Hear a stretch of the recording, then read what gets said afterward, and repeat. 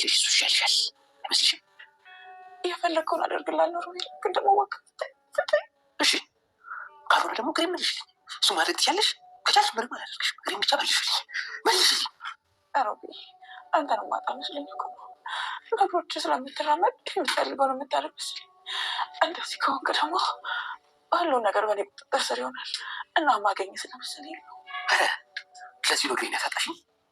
እንደው እንዴት የተማርሽ ነሽ? በእናትሽ ስታስቀኝ በጣም ነው የምታስቀኝ። የኔ ምሁር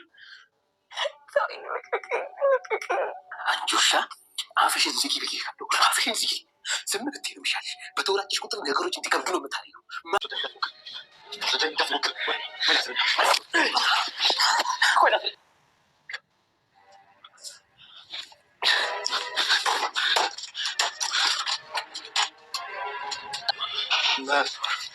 ሚራ ላይ ታቸኩኝ ፈለጓት አጧት ላይ ታቸው እኔም የፈለጓት ነው፣ ግን እስካሁን አላገኘኋትም።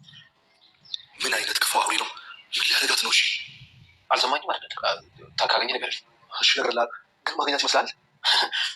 እንዴ የት ሄዳለች? እንዴ ምን ጥያቄ ነው? ተመልሳ ነው ታሰጋ? እንደው የሆነ ነገር ሆና ሆነ ቢልኩ ነው።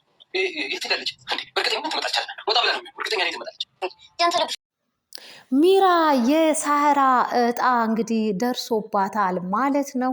እንግዲህ ሳራን እንዲህ አርጎ ነበር እንቅ አርጎ ባላሰበችበት መንገድ ነበረ ሮቤል ሳራን የገደላት ማለት ነው።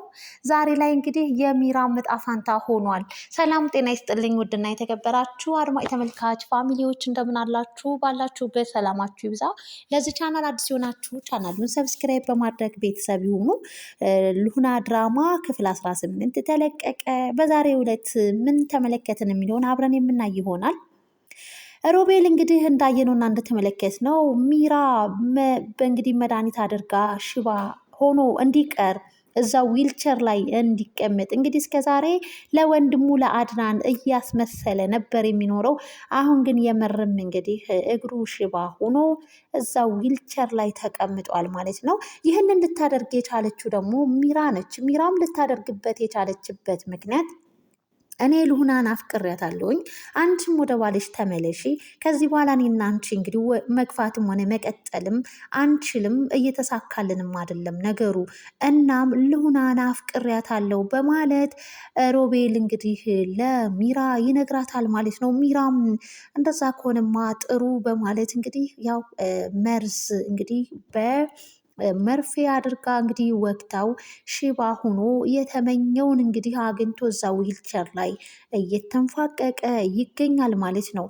ሚራ ቀላል ሰው አልነበረችም። እንግዲህ በባለፈው ክፍልም እንዳየነውና እንደተመለከትነው ሉሃናንም እንግዲህ መርዛ እንግዲህ ልትገላት መርፌም እንግዲህ በእሷ ቤት ሰታ ነበረ። ነገር ግን ሉሃና ስለተጠነቀቀቻትና እያሴረች ያለውን የተንኮል የክፋት ጥግን በደንብ አርጋ ስላየቻት እራሷን ተከላክላለች ማለት ነው። እናም እንግዲህ አሳፍራታለች። በጣም በሚገርም ሁኔታ መጥፎና ክፉ ሴት ነች ሚራ ማለት ነው። ዛሬ እንግዲህ የእጇን አግኝታለች ማለት ነው። ሮቤል በጣም በሚገርምና በሚያሳዝን ሁኔታ ሚራን ጥቅልል አድርጎ ልክ እንደ ሳራ ከአልጋው ስር ነበር ያስቀመጣት። ለዓይናቸው የተሰወረችባቸው ሚራ እንግዲህ ሉናና አድናን ይፈልጓታል። ሉናም እንግዲህ ሚራ የት ሄዳ ነው፣ አድናንም ሚራ የት ሄዳ ነው እያለ እየፈለጋት ሳለ እንዲሁም ደግሞ አድናን በሮቤል ጥርጣሬ ነገር ፈጥሮበትም ስለነበረ ምክንያቱም ሚራ ወደ ሮቤል ክፍል ብዙ ጊዜ እንደምትሄድም ስለሚያውቅ ወደዛ ክላስ በማምራት እንግዲህ ሮቤል ክላስ ውስጥ አልነበረም። አድናን በዛ በሮቤል ክላስ ተከስቶ ከአልጋ ስር ጎንበስ ብሎ ሲያይ ሚራ በአንሶላ ተጠቅላ ያገኛታል ማለት ነው። የሆነውንና ያየውን ነገር አምኖ መቀበል አቅቶታል።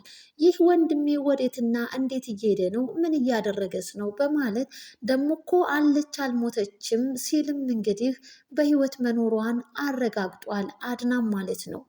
ሮቤልም እንግዲህ በሩን ክፍት አድርጎ ሲገባ አድናንን ክላስ ያገኘዋል።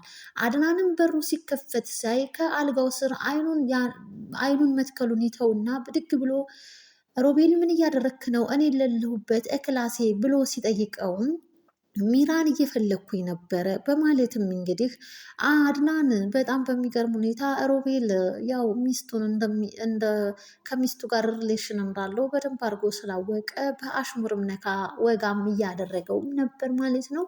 እናም እንግዲህ በሆነው እና በተፈጠረው ነገር እጅጉን በጣም ደንግጦ እኔ ወደ ክላስ የመጣሁት ላርፍ ነው ደክሞኛል፣ አድናን ውጣልኝ ሲለው እረፍ ማረፍ ትችላለህ ብሎ እንግዲህ እዛው እሱም አልጋው ላይ ቁጭ ብሎ ነበር። ነገር ግን ሮቤል ኮስተር ብሎ እባክህን እኔ ማረፍ እፈልጋለሁ ውጣልኝ ሲለው ምን አይነት ደፋርና ጨካኝ ነው? ቆይ ምን ሊያደርጋት ነው? እኔማ መጨረሻውን ዝም ብዬ ነው የማየው በማለትም አድናን ክላሱን ለቆለት ይወጣና ሳሎን ቁጭ ብሎ እጅጉን በጣም ደንግጦ ሳለ በሀሳብም ጭልጥ ብሎ ቆይ ምን ሊያደርጋት ነው ሚራን የሚል ጥያቄ አእምሮ ላይ ተፈጥሮበታል ማለት ነው። ከዛም ከጎኑ እንግዲህ ሉና ትከሰታለች።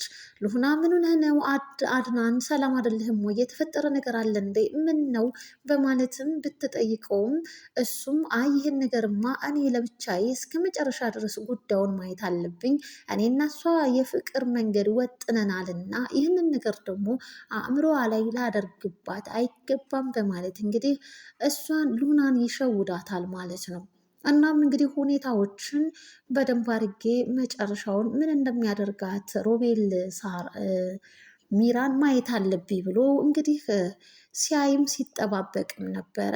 በጣም የሚገርመው ነገር እንግዲህ ምንም እንኳን እግሩ መራመድም ባይችል መሬት ላይ የተንፏቀቀም ቢሆን እንግዲህ ሮቤል ሚራን ከቤት ውጭ ለማስወገድ ምክንያቱም አንቺ የሳራ እጣ ይገባሻል ብሏታል፣ እገልሻለሁም ብሎ ፎክሮባትም ነበረ።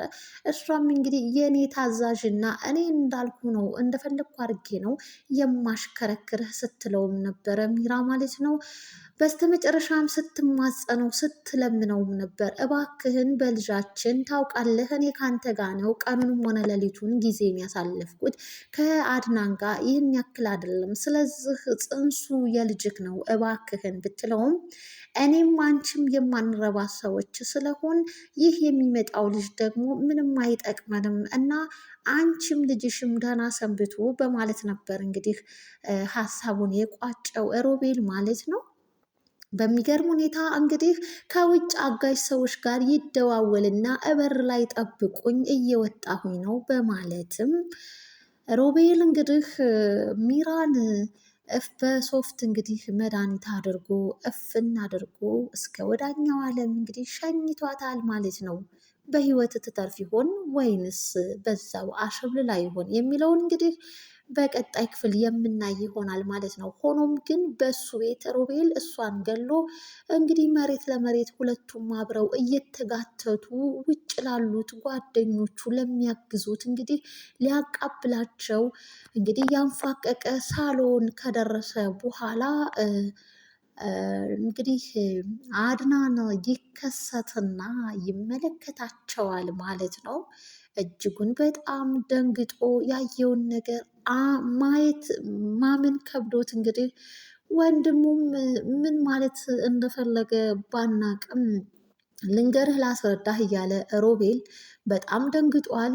በድንጋጤም እየተንቀጠቀጠ ቆይ አድናን ላስረዳህ ልንገርህ እያለ ሁሉንም ነገር አይቻለው፣ ምንም ልታስረዳኝም ልትነግረኝም የሚገባ ነገር የለም በማለት እዛው እንግዲህ ሚራን አቅፎ እየገተተ ባለበት ላይ እንግዲህ አድናን ሮቤልን ከመሬቱ ጋር እንግዲህ አጋጭቶ ሲደበድበውም ተመልክተናል ማለት ነው። ቀጣዩስ ክፍል ምን ይሆን የሚለውን ደግሞ በቀጣይ ክፍል ነው ልናይ የምንችለው። እንግዲህ ከዛ በፊት ያው ከዚህ ቤት መልቀቅ አለብህ ከኔ ሉናና አግብቻት ልኖር ነው በማለትም እንግዲህ ሉናና አድናን በፍቅር ብድ ብለዋል። ሉናም እንግዲህ ከሚራና ከዚህ ከአረመኔ ከጭራቅ ከሆኑት ወንድምክና ከሚስትክ መገላገል እፈልጋለሁ አንተን አግብቼ በማለትም እጅጉን በጣም እንደምትወደውም እንደምታፈቅረውም ነገር ግን እኔ የማገባው እህቴ ሳራ ስትገኝ ብቻ ነው ብላለች። እንግዲህ አድናንም እህትሽን ሳራን ከሀገሩም ውጭ ሆነች ከሀገሩም ውስጥ የትም ብዬ ፈልጌ አምጥቻት እሺ አገባሻለሁ በማለትም እንግዲህ በፍቅር ብድ ብለዋል። በዛ መሀል ግን ይህ ነገር ተከስቷል ማለት ነው። ቀጣዩስ ክፍል ምን ይሆን የሚለውን ነገር እንግዲህ አብረን የምናይ ይሆናል። ሚራ ታገግም ይሆን? ወደ ራሷ ትመለስ ሲሆን ወይስ በዛው አሸብልላለች? ውድና የተከበራችሁ አድማጭ ተመልካች ፋሚሊዎች እንግዲህ ይህንን ቻናል ላይክ፣ ሼር፣ ሰብስክራይብ በማድረግ አበረታቱኝ ማለት ነው። ለሆነ ድራማ አሳዛኝም ጭካኔንም ብቻ ግን አስተማሪም ድራማዎች ሁሉ አስተማሪዎች ናቸው እና እኛም እያየን እየተማማርንባቸው እንገኛለን ማለት ነው። በቀጣይ ክፍል እስክንገናኝ ድረስ ቸር ሰንብቱ ባይ